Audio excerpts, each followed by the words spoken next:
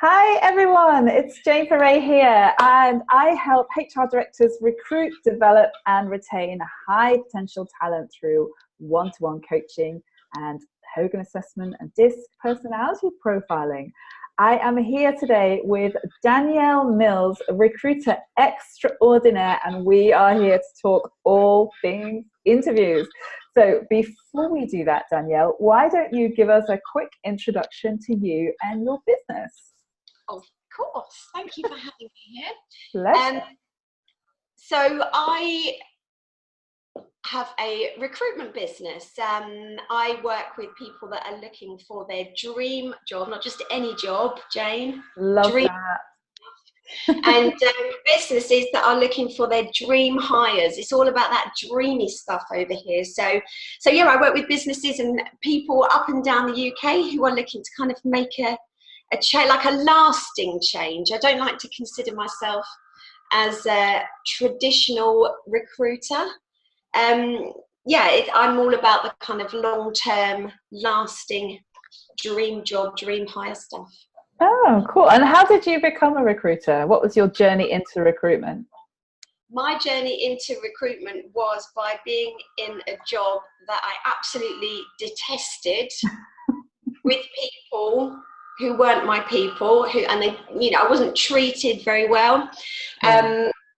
And I think that's perhaps how a few people get into recruitment. I wasn't really sure what recruitment was, but I remember I'd had a particularly bad day in this dire office one day. So I took myself off in my lunch break and had a hike around Cambridge. And I saw this place with an A board outside, and it had jobs on it. And I was like, I'm going to go and talk to them. And I went in to this agency, and instantly I knew that I had done the right thing. I was made to feel so welcome. I was listened to. Everyone was very sympathetic to me, giving me loads of attention. Yeah. So obviously I was in seventh heaven. And it was just like this amazing team of people who were really listening to what I was struggling with and wanted to make it better for me. And I walked out of there and I just felt like, okay, I'm going to be okay. This is just going to be all right. And that feeling never left me. And I take so much of that one day, into every single person that I work with, because I just want them to feel that kind of reassurance that I had. So they were sending me off on these different job interviews, and I was like, I didn't really like any of them. And I just kept thinking, work with you. I want to do what you do. I want to help other people to feel that, the feeling that you gave me. I want that. And then I just kind of pestered them until they said, look, we might as well put you on the payroll. You aren't leaving, are you? I just didn't. I just kept turning up every day until they paid me. Oh, and that's what I did. But I started off within recruitment as the administrator, and I got involved in doing all the audits for the branch. And they used to make me cry at the time because they were like, oh my God, heavy going. But it just meant I got to understand every part of the process, every kind of step of the candidate cycle and the client cycle, what worked and what didn't. And so by the time I'd kind of decided, I had my own kind of methods and that I wanted to do it my own way, I had a really, really good understanding, or I felt really confident that I knew, everything I needed to do. Yeah. I kind of put my mark on it, and 13 and a half years later I'm putting my mark on it. Amazing. Well, as you know, I've just launched my online program, the Interview Success Vault. Of course there is a link below, and one of the things that I'd like to talk to you today about is about interviews, so both from your perspective as a recruiter and from your candidate's perspective. So tell us, let's start, of course, feedback. We should always begin with a positive. What are the great things that you hear from your clients about good candidates? What is it? What makes a great interview from their perspective? Right, okay. I feel what makes a great interview, or for my client to come back to me and sound like they've really enjoyed meeting that person, is when they go on a lot of feelings, but when they feel that they've had that person in front of them who is genuinely interested genuinely interested in the role, in the business, in what it means for them with regards to their career opportunities, but also who kind of gets relevant points across as to how they could make this person's life easier. We kind of, with the prep that I do with people, we kind of really strip it back to, if you want a job, you are going to be employed by a person who has a problem. We go right back to the basics. You're going to be employed by a person who has a problem, and you are there to solve that person and make their life easier.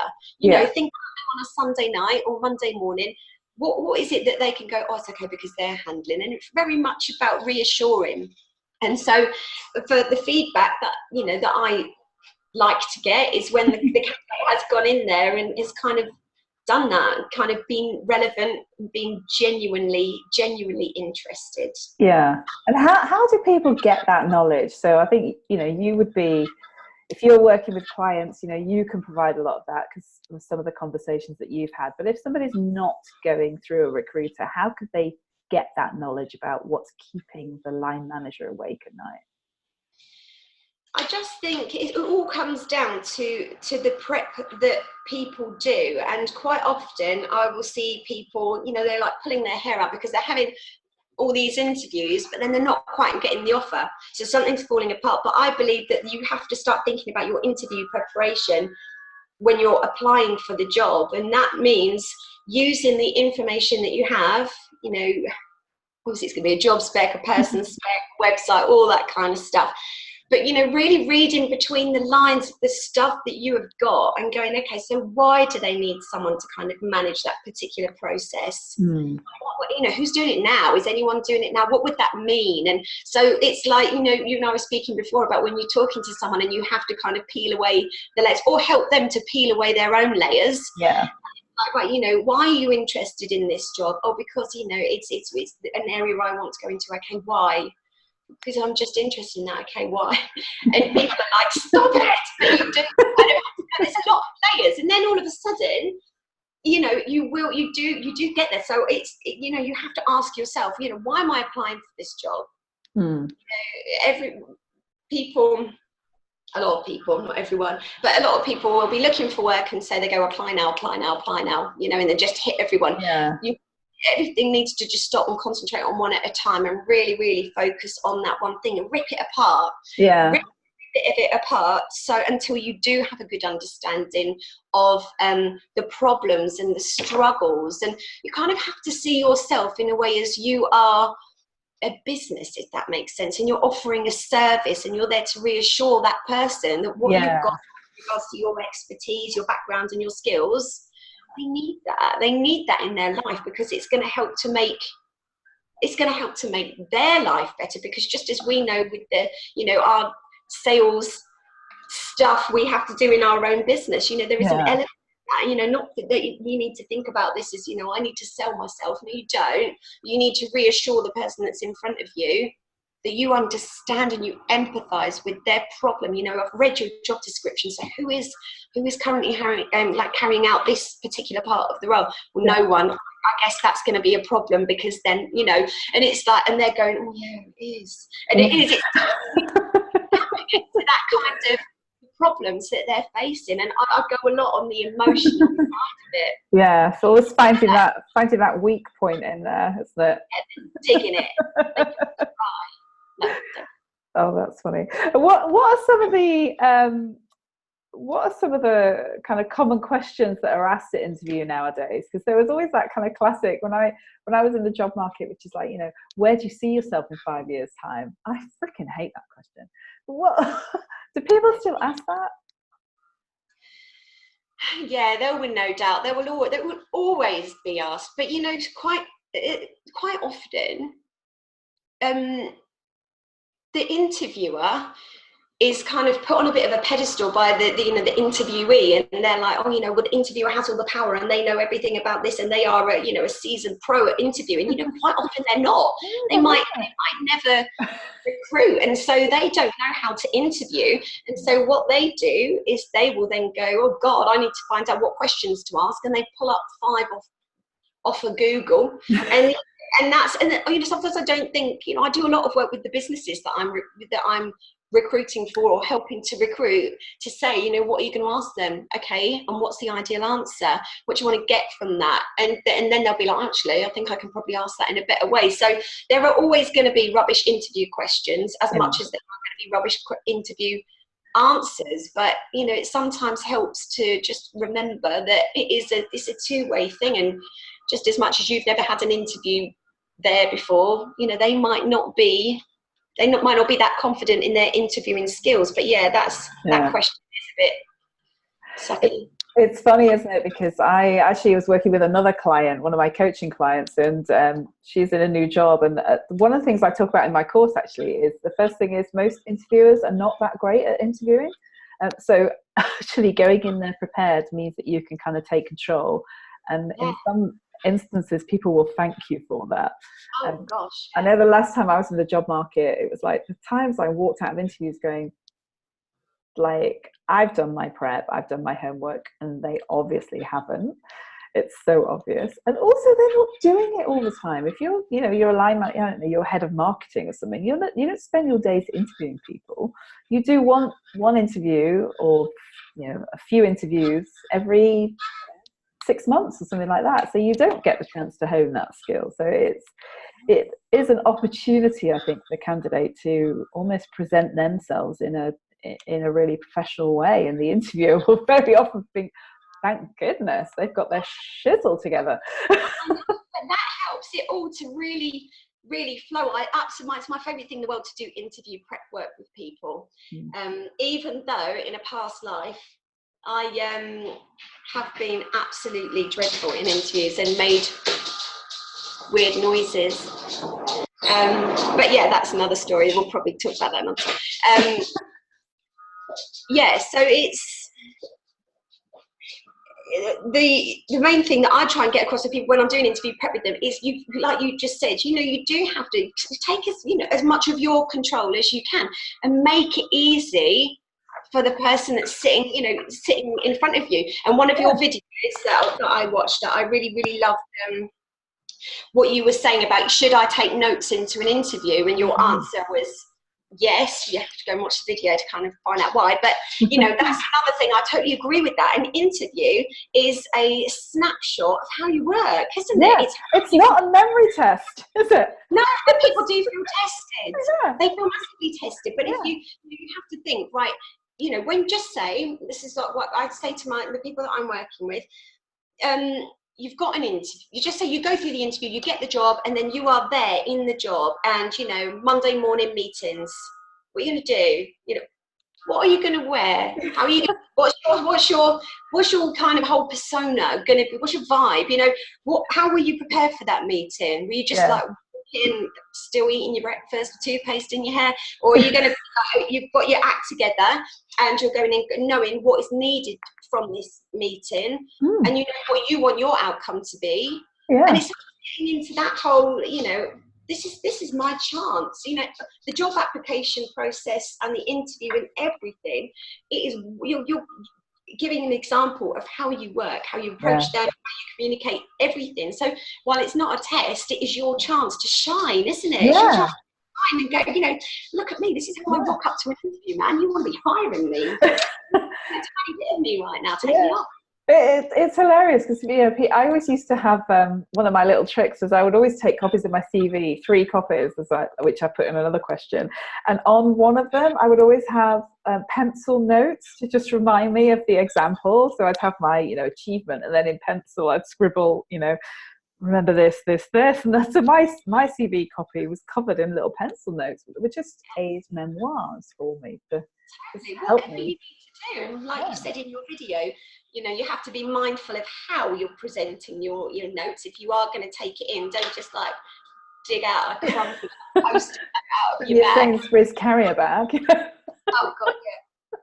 You know, but even that, I'm like, the amount of times I've had someone come in in my office before they're going off on an interview, I'm like, right, have you got everything together?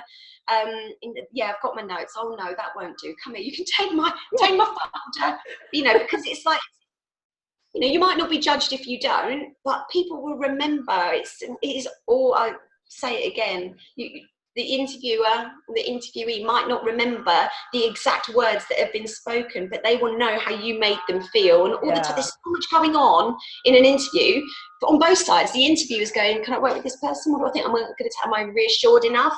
What about this? What about this? So they're making these decisions, and the person is usually going, please like me, please see what I've got to offer. And they're kind of like, oh, there's so much going on. So if you can get your prep done in the right way, and quite often it's not researching the company or the job, it's going back over what you've done as a person. It's recapping on you and your experience, isn't it? Yeah, and just getting your examples nailed. And I've got a really great technique for just nailing all of those examples beforehand, so that you can just be really kind of succinct. I think that's the worst thing when I've been interviewing people, is they just go on and on and on, and you're like, so what happened? It's just get to the flipping point. But you just know that person that is rambling and waffling, they have got voices going, shut up, you're still talking. No one knows what to do with it. And they're like, yeah, no, I'll just keep going now because I don't know what to do. I just remember feeling an interview once, I just thought, God, I would be really grateful to faint right now. And they could just have wheeled me out. We'll never need to do it. But there's always like a bit of a sort of some funny stories. I did a post yesterday about I was interviewing a guy, and he actually took a call during an interview, which I was so gobsmacked at. I was just like, I mean, he was one of those people that had been rambling quite a bit, and I was thinking, how can I wrap this up? And that was the perfect kind of segue, because you're obviously very busy. Let's terminate this. But what's some of the weirdest things that have happened to you during your recruitment time? Give us a funny story, because everyone's got at least one funny story. I have got a few actually, but again, I don't know if they're for now. Just really, it's really when people just lose it. They just kind of lose. They haven't prepared in the right way. So like you were saying earlier about, it's not a memory test, and they'll say, a common interview question is, what do you know about us? What do you know about the company? It's not a trick. It's not a trick at all. It's like, what do you as from your point of view, what do you know about us? And some people will take that to mean, oh my God, I can't remember the date that they started in business, or I can't remember what his wife's name is, who I stalked on Facebook and stuff. And it's like, no, it's not. If you've done your prep in the right way, it's, you will tell them what you genuinely believe to be true about that business, and it will just flow. So really, just the stories and stuff that I have, they all center around that, where someone has just got so overwhelmed, thinking 2 steps ahead. What are they going to ask me next? Do they like me? They just come out with just stuff about sandwiches. Or like interview questions like, how many cigarette breaks do I get a day? Oh, I tell you my favourite interview story. This is my favourite one. How did I forget? My favourite interview story. I was telling you earlier about when I sat in on some interviews for a client once, and I kept butting in. This candidate that I had in this interview, she was so brilliant. I love, and she's just gorgeous, brilliant candidate, really great. It was a bit of an unfair situation really, because the job that I'd been briefed to work on, it all changed in the interview, and they were like, we decided we're going to give this role more of this kind of a twist, and it's like a group interview, and my candidates were like, I don't think I'd have signed up for it if I'd have known that. So it wasn't, I thought then, oh my God, we need to all faint. But that didn't happen. What did happen is the interview kind of came to an end, and my lovely candidate decided to close with gun fingers. And she said, make your choice wisely. And she did that. And I was like, and none of us knew what to do. And it just felt like silence forever. When you just think, oh. I kind of quite like that in a way, but I like the chutzpah of it. It was just so confusing. Was it? Yeah. Oh, bless her. It's like a scene from The Office. So we all kind of chose wisely, and none of us, we kind of. Did you choose her for the role? That's the question, isn't it? No, she didn't really feel like choosing them, unfortunately. It just kind of, we all kind of piled into my car, because I'd taken them all there. We all piled into my car and just sat there in stunned silence, and then we just cracked up and went home. And had a little sing-song on the way back, and we were fine. So they do. I love it. And that's one thing I think people forget, isn't it? It's like, actually, it's not, and something I talk about a lot in my course, which is interviews are a two-way street. It's not only about the company deciding if they would deem to offer you a role. This is about you deciding whether you would want to work for this company, and actually how you're received and treated, and your experience, how they make you feel, helps you to make the decision as well. It's not a one-way street anymore, which I think it certainly used to be. This is about, is this the right job for you, as much as are you the right person for this job? And I think people forget that. I think recruiting managers forget that as well a lot of the time. Certainly for some companies I've worked for. For certain jobs. It comes back to how confident the interviewer is quite often, yeah. Like I say, if someone doesn't recruit often and they doesn't interview often, then they could naturally fall into to kind of default to the last interview they had, and it gets a bit power trippy. Yeah. But when it's like that, you are never going to get the best out of someone ever. Yeah. I've had some bring me up and they've been like, oh my God, that was the worst interview I've ever had. They weren't prepared for me. They didn't ask me anything about myself. They just talked at me for an hour. It was awful. It completely bombed out. And then the clients rang up, oh, they were brilliant. Just who we're looking for. I'm like, am I speaking to the right person here? But yeah, because all they've done is just talked at someone and haven't listened. And they're like, well, and then I've had to say, well, I'm sorry, but they weren't feeling it. Feedback's not quite matching. They're not really feeling it. They're not feeling it. And well, sometimes, that in the past, that's not been, it's been a massive shock, but I'm offering them a job. I'm offering them employment. Bite my hand off. And it's like, no, they will not. Yeah. True, it's true. Well, I think God, we've been speaking for ages, so I could talk about this for hours and hours and hours. But if you could leave people, Danielle, with one piece of advice, then what would it be? It would be to start thinking about the interview as you're applying for the job. Use the information that you have and literally rip it to bits, read through the lines and get to the root of the problems that the business is facing by not having you there. Really feel into it. Again, getting all emotive, but feel into it, and just try and empathize with them, what it means to the business, because they don't have you in place, and help them to get to the information that they need. Make it easy for them, make it easy for them, because then it will flow better for you. Yeah, for sure. Well, That's just one. So just can't be stopped now. But if people want to work with you or find out more about you, where can they find you? My website is hotseatrecruitment.co.uk, and that's where I've got all the information on the bits and bobs that I offer. So I've got like a free group on Facebook where I'm always kind of hanging out in. It's called the Killer CV Hangout. So that's always open for people to come and join, and it's just a place where it's so lovely, so supportive. It's full of people that are going through exactly the same thing as each other, and they kind of support each other, and we talk about things like this, the interview, the CV, and all that kind of stuff. But yeah, it's all touchy-feely in there, so if that's not your bag, then that's how I roll. And then I've got like free guides to how to apply for a job in a way that's going to get you noticed. I've got all that, and then everything's on the website. But then there's other things. I've got to do like hourly consultations or 4-week mentoring programs and stuff. Stop me now. So that's hotseatrecruitment.co.uk, and of course we can find you on LinkedIn as well. Always. Sure. Always on this. It's like the killer LinkedIn queen.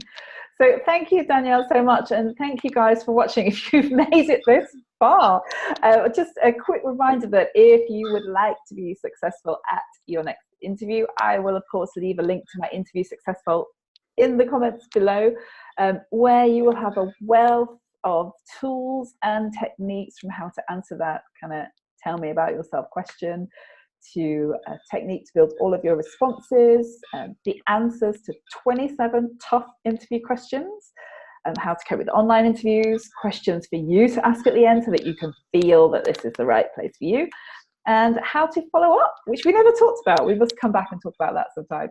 But in the meantime, Danielle Mills, thank you so much, and I will see you soon. Bye.